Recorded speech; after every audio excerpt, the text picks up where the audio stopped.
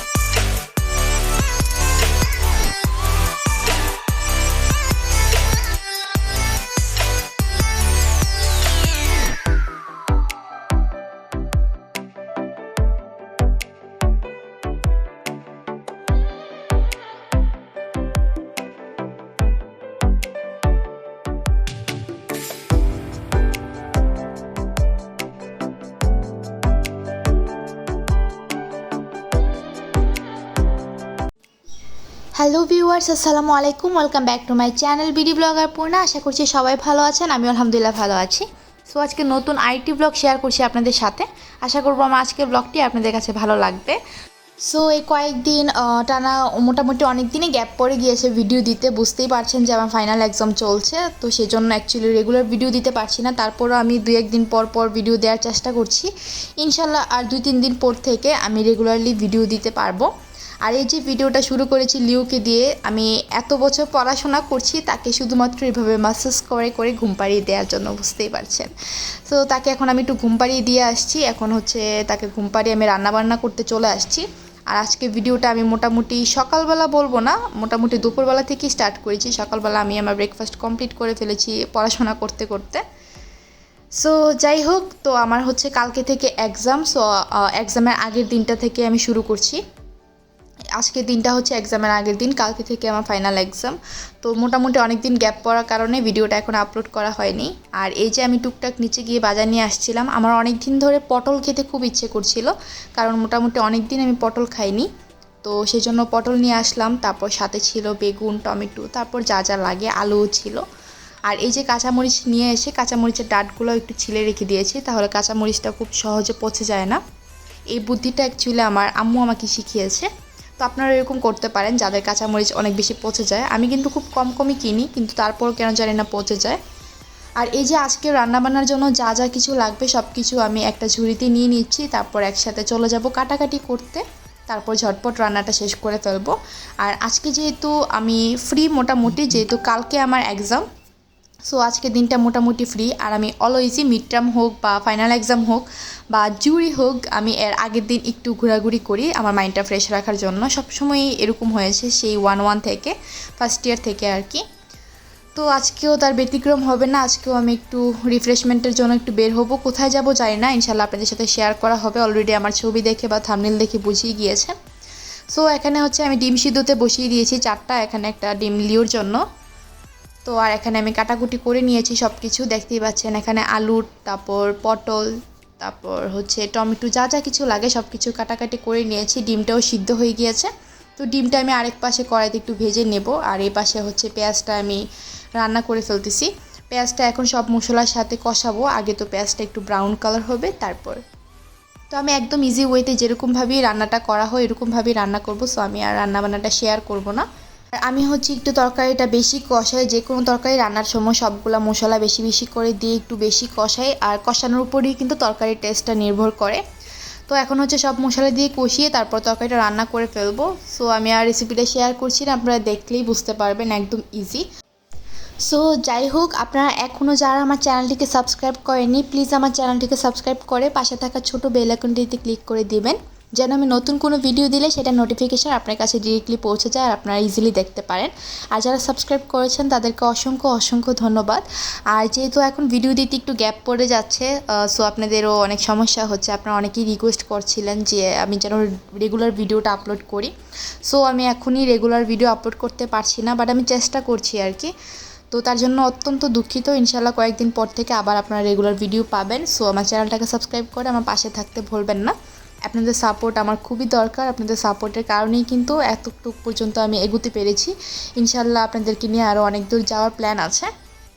তো কথা বলতে বলতে দেখিয়ে নিলেন আমি কিন্তু তরকারিটা কষিয়ে ফেলেছি, আর এখানে কয়েক টুকরা টমেটো দিয়ে দিয়েছি। টমেটোগুলো আমি জাস্ট গলিয়ে ফেলবো। সো আর বাকি টমেটোগুলো আমি তরকারি রান্নার মিডিয়াম সময় দিয়ে দেবো আর কি। এই তো আপনারা দেখতে থাকেন।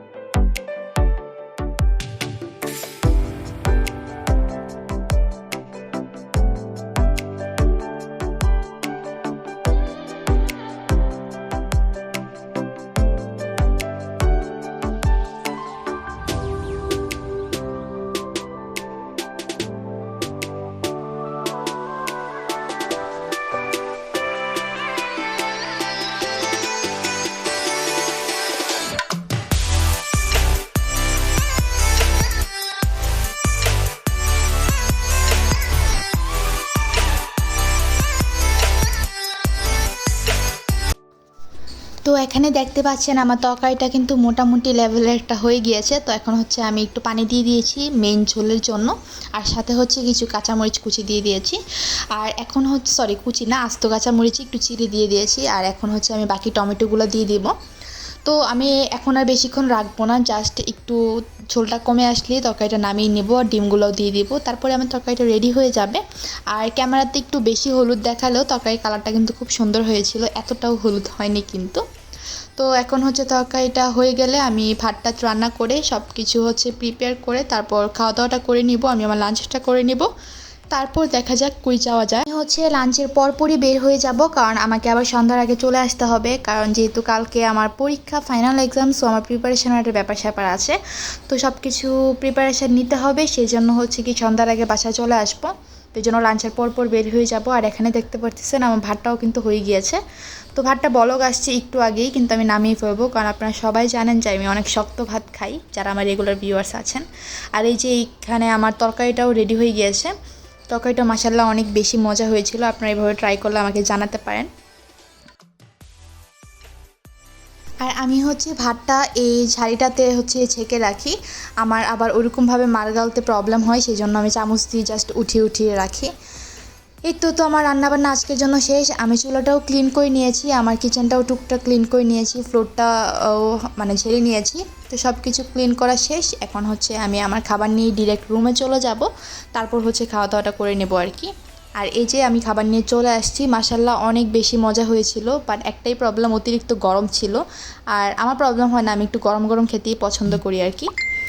তো এই তো এখন হচ্ছে আমি আমার খাওয়া দাওয়াটা করে নেব। সো আপনারা আমার ভিডিওটা এনজয় করতে থাকেন, আর প্লিজ স্কিপ না করে সম্পূর্ণ ভিডিওটা দেখবেন, তাহলে আশা করছি মজা পাবেন।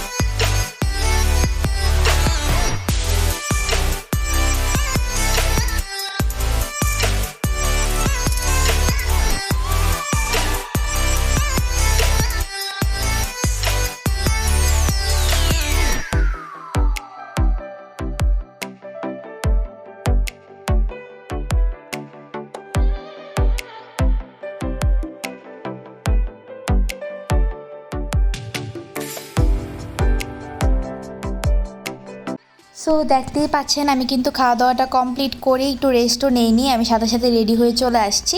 সো আমি আসছি হচ্ছে বসিলার দিকে, বসিলার নদীর পাড়ে আসছি। এই জায়গাটা এত বেশি সুন্দর, এই জায়গায় আমি আর আগে কখনোই আসিনি, এবারে আমার ফার্স্ট টাইম। সো এখানে হচ্ছে গিয়ে নতুন একটা ব্রিজ করেছে, তো সেখানে অনেক সাইক্লিং করা যায়, হাঁটা যায়, আমার কাছে খুব ভালো লেগেছে। আর পরিবেশটাও খুব সুন্দর।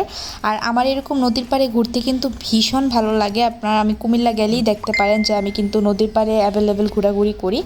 আমার খুবই পছন্দ নদীর পাড়, আর নদীর পাশে ঘুরতে আমার কী যে ভালো লাগে। আর এই যে এই পাশটা হচ্ছে এই ব্রিজটা করেছে জাস্ট মানুষের হাঁটার জন্য, মানুষ এখানে অনেক আসে নদীর পাড়ে। এখান থেকে কিন্তু নৌকাও চড়া যায়। সো আমি একদিন ভাবছি যে শাড়ি পরে নৌকা চড়বো, আমার ফটোশ্যুট করার খুবই প্ল্যান, মানে খুবই ইচ্ছা আমার শাড়ি পরে ফটোশ্যুট করার। এই প্ল্যানটা আমি মোটামুটি অনেক দিন আগে থেকে করে রেখেছি, কিন্তু এখন পর্যন্ত আমি করতে পারছি না আর কি, ব্যস্ততার কারণে। সো ইনশাল্লাহ নেক্সট কোনো একদিন আমি নৌকা চড়বো, সো সেই ব্লগটা আপনাদের সাথে ফুললি শেয়ার করব। আর এই যে আপনাদের সাথে আমি একটু পরিবেশটা শেয়ার করছি, অনেক নৌকা যাচ্ছিল, বড় বড় নৌকাও যাচ্ছিল, আর দেখতে পাচ্ছেন সাইক্লিং করতেছে মানুষ। আমি অ্যাকচুয়ালি এখানে দুইটা ভাইয়াকে বলেছিলাম আমি সাইক্লিং করব। সো দুইটা ভাইয়াও কিন্তু রাজি হয়েছিল, কিন্তু আনফর্চুনেটলি ছেলেদের সাইকেলের সিটটা অনেক বেশি হাই থাকে, তো সেই কারণে আমি আর ওইটা চালাতে পারিনি, কারণ আমার পা দিয়ে বেরিয়ে আসবে না। সেজন্য না হয় আমিও সাইক্লিং করতাম, আর ঢাকায় আমার সাইকেল নাই, তো আমি কিভাবে কি করব। সো যাই হোক, তো আমার আজকে সাইক্লিং করা হলো না, ইনশাল্লাহ নেক্সট কোনো একদিন আসলে আমি সাইক্লিং করব সাইকেল ম্যানেজ করে। আর পিছনের দিকটা হচ্ছে একদম সবুজে ঘেরা, যেহেতু একদমই খালি জায়গা, হাউজিংয়ের জায়গায় এই জিনিসগুলো আর কি একদমই সবুজে ঘেরা ছিল, মানে এক পাশে নদী আর এক পাশে সবুজ, যেখানে ছবি তুলতে ইচ্ছে হয় সেখানে ছবি তোলা যায়, আর ছবিও খুব সুন্দর আসতেছিল। পরিবেশটা এত বেশি সুন্দর ছিল, আর সবচেয়ে বড় কথা ওয়েদারটা অনেক বেশি নাইস ছিল। আর এই পাশে হচ্ছে আমি আমার ফ্রেন্ডদেরকে বলতেছিলাম যে তোরা কী করলে, আমাকে একটা সাইকেল ম্যানেজ করে দিতে পারছিস না। সো ওদেরকে অনেক বকাঝকা করতেছি। আর এই পাশ থেকে মানে নৌকাতে মানুষজন ওঠার একটা চান্স ছিল, তো আমি অ্যাকচুয়ালি জানি না যে এখানে নৌকা স্টেশনটা কোথায়, বোট স্টেশনটা যেখান থেকে নৌকায় ওঠা যায়, সেজন্য আমি আর আজকে উঠতে পারিনি। আর আমরা যেতে যেতে মোটামুটি কিছুক্ষণ থাকার পরে সন্ধ্যা হয়ে গিয়েছিল, সেজন্য আর চড়া হয়নি, ভালো ছবি আসবে না তাই। পরিবেশটা অনেক নাইস না? সো আপনাদের কাছে এই পরিবেশটা, নদীর পাড়টা কেমন লাগছে সেটা কিন্তু কমেন্ট করে জানাতে ভুলবেন না। আমার কাছে তো ভীষণ ভালো লেগেছে, একদম সূর্যের প্রতিচ্ছবিটা পড়তেছিল পানির উপর, এরকম দৃশ্য দেখতে আমার খুবই ভালো লাগে। তো হঠাৎ যারা প্রথম যাবে তাদের কাছে কক্সবাজারের ফিল হবে আর কি। আর এই যে দেখতে পাচ্ছেন এখানে নৌকাতে অনেক মানুষজন ওঠাফেরা করতেছে। তো এখানে আমি কিছু ছবি তুলবো, বেশ কিছু ফটোগ্রাফি করব, তারপর হচ্ছে আস্তে ধীরে একটু হাঁটাহাঁটি করে একটু রিফ্রেশ হয়ে তারপর বাসায় চলে যাব, যেহেতু কালকে আমার এক্সাম, খুব বেশিক্ষণ থাকা যাবে না, জাস্ট রিফ্রেশ হতে আসছি, রিফ্রেশ হয়ে চলে যাব। তো আমার কাছে খুব মজা লাগতেছিল, খুবই মানে এনজয় করতেছিলাম জায়গাটা, আর একটু রোদ ছিল না, প্রচণ্ড বাতাস ছিল। সো তো আপনারা এনজয় করতে থাকেন ভিডিওটা, আর জানাতে ভুলবেন না কিন্তু কেমন লেগেছে।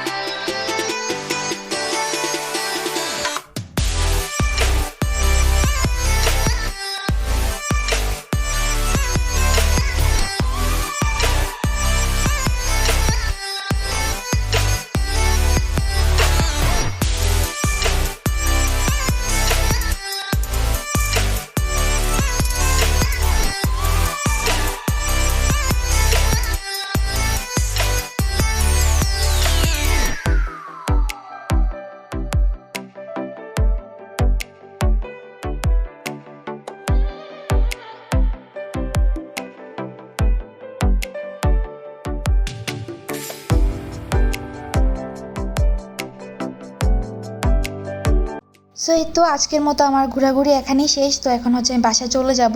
এই নদীর পাড় থেকে আমার বাসা কিন্তু খুব বেশি একটা দূরে না, মোটামুটি 10 মিনিটের মতো লাগে। সো রিক্সা নিয়ে চলে যাচ্ছি, এক রিক্সাতেই চলে যাব। সো বাসায় গিয়ে তারপর বাকি ব্লগটা আপনাদের সাথে শেয়ার করছি যে সন্ধ্যার পর থেকে আমি কি করছি। সো প্লিজ ভিডিওটা স্কিপ না করে দেখবেন। অ্যান্ড আমি আবারও রিকোয়েস্ট করছি, যারা এখনও আমার চ্যানেলটিকে সাবস্ক্রাইব করেনি তারা প্লিজ চ্যানেলটিকে সাবস্ক্রাইব করে দেবেন। আর এখানে দেখতে পাচ্ছেন বেশ কিছু জায়গায় কিন্তু খালি, এই হাউজিংটা অ্যাকচুয়ালি নতুন হচ্ছে, যে কারণে এখন পর্যন্ত মানে ওইরকম প্ল্যান হয়নি। সব কিছু প্ল্যান করা আছে, বাট এখনও মানে বিল্ডিংগুলো আস্তে ধীরে উঠতেছে আর কি। তো যখন সব বিল্ডিংগুলো উঠে যাবে তখন কিন্তু এই জায়গাটা পুরোপুরি ধানমন্ডির মতোই ডেভেলপ হয়ে যাবে আশা করছি। সো মনে হয় আগামী 3-4 বছর লাগবে এই এরিয়াটা একটু ডেভেলপ হতে, যেহেতু নতুন একটা হাউজিং। বাট এই হাউজিংটা আমার খুব পছন্দ, একদম নিরিবিলি, আর চারপাশে মনেই হয় না যে এটা ঢাকা শহর, অনেক গ্রাম্য গ্রাম্য একটা পরিবেশ, আমার খুব ভালো লাগে। তো দেখতেই পাচ্ছেন আমি বাসায় এসে স্টাডিতে নেমে গিয়েছি। সো স্টাডির প্রথমে আমি হচ্ছে ক্লাসের রেকর্ডগুলো শুনে শুনে কিছু ইম্পর্টেন্ট টপিকস হচ্ছে গিয়ে আমি নোট করে নিচ্ছি, সেগুলো তারপর আমি স্টাডি করব। আর মাঝে মাঝে দেখা যায় কয়েকটা ক্লাস আমার নেট প্রবলেমের কারণে করা হয় না, বা ফাঁকিবাজি দিয়েও মাঝে মাঝে কয়েকটা ক্লাস আমি করি না। এমনিতে কিন্তু আমি ফাঁকি দিই না, তবে মাঝে মাঝে খুব ফাঁকি দিতে ইচ্ছে হয়, তখন যদি ক্লাস না করা হয় তখন আমার ব্যাকআপে এগুলো এক্সামের আগে শুনতে হয় আর কি, না হলে তো পুরা ধরা। সো আমি ওইরকমই একটা ক্লাস মানে রেকর্ড শুনতেছিলাম। তো এখন রেকর্ড শুনে আমি স্টাডিটা করব। আর সাথে চিপস নিয়ে নিয়েছি, খিদা লেগেছিলো তাই চিপস খেয়ে নিচ্ছি আর কি আপাতত। তো একটু পরে আমি হচ্ছে গিয়ে চা বা কফি কিছু একটা বানিয়ে খাবো, আপাতত স্টাডি চলুক। এই তো তো হঠাৎ করে চা খেতে ইচ্ছে হলো, কারণ আমি কন্টিনিউয়াসলি কয়েক মাস ধরে খালি কফি খাচ্ছি, চা আর ওরকমভাবে খাওয়া হচ্ছে না। সো আজকে আমি অনেক দিন হবে না, মোটামুটি অনেক মাস পর চা বানাচ্ছি। আমি অ্যাকচুয়ালি চাটা বসিয়েছিলাম 1.5 কাপের মতো, আর ওই চা হয়েছে আধা কাপের মতো। সো বুঝতেই পারছেন মানে কতটা গাঢ় চা খাই আমি। সো আমার চাটা হয়ে গিয়েছে। সো আমি এখন চা আর বিস্কিট সমানে খাবো, তারপর আমি আবার স্টাডিতে বসে যাব। সো আপনারা ভিডিওটা এনজয় করতে থাকেন। আর লিও, আমি আসার পরে দেখছি লিও ঘুমাচ্ছে, আমি যাওয়ার সময়ও দেখেছিলাম লিও ঘুমাচ্ছে, এসেও দেখি সে খেয়ে ঘুমিয়ে গেছে। তো এখন আমি লিওকে আবার একটু খাবার দিয়ে গেলাম, কারণ স্টাডির মাঝখানে উঠে উঠে বারবার খাবার দিতে ভালো লাগবে না, তো সে ঘুম থেকে উঠে অটোমেটিকলি নিজেই খেয়ে নেবে। তো এই তো আমি চা আর বিস্কিট খাচ্ছি, চা দিয়ে বিস্কিট দিয়ে আমার খুবই ভালো লাগে একসাথে খেতে। আপনারা কারা এরকমভাবে খেতে পছন্দ করেন তারা কমেন্ট করে জানাবেন। আর প্লিজ আমার ভিডিওটি কেমন লেগেছে আপনাদের কাছে সেটাও কমেন্ট করে জানাতে ভুলবেন না, আপনাদের কমেন্ট পড়তে আমার খুবই ভালো লাগে, সেজন্য বলছি। সো আজকের ব্লগটা আমি আর বেশি লং করব না, এখানে ক্লোজ করে দিব। সো নেক্সট ব্লগ ইনশাল্লাহ আমি খুব তাড়াতাড়ি আপলোড করে দিব, নেক্সট ব্লগও আমার এডিট করা শেষ। সো হোপসো আপনারা খুব তাড়াতাড়ি ব্লগটা পেয়ে যাচ্ছেন কাল পরশুর মধ্যে। সো সবাই আমার জন্য দোয়া করবেন, আমি যেন ভালোভাবে পরীক্ষাটা দিতে পারি, সুস্থ থাকতে পারি, আপনাদের জন্য আমি দোয়া করি। আজকের ব্লগটা এই পর্যন্তই থাক, সবাই ভালো থাকবেন, সুস্থ থাকবেন, আল্লাহ হাফিজ।